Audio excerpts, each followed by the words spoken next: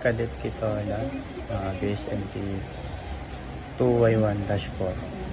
Here's a short issue framework based on the case of Wilfredo P. Ansayas versus Sea Power Shipping Enterprises Incorporated. Number 1. Justice. Ensure safe fairness and equity in resolving disputes between employees and employers.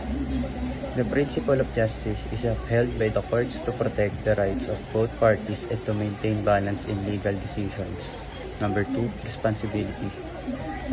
Acknowledge the obligations of employers towards their employees, including the duty to provide a safe working environment and fair compensations.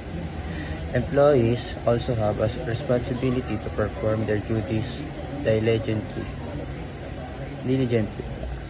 Number 3. Integrity. All parties involved should act in honesty and transparency throughout the legal process. Employers must not deceive or withhold essential information, while employees should present their claims truthfully. Number 4. Respect for rights.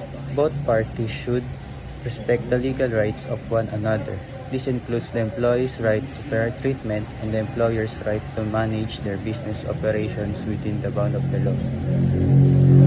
5. Diligence.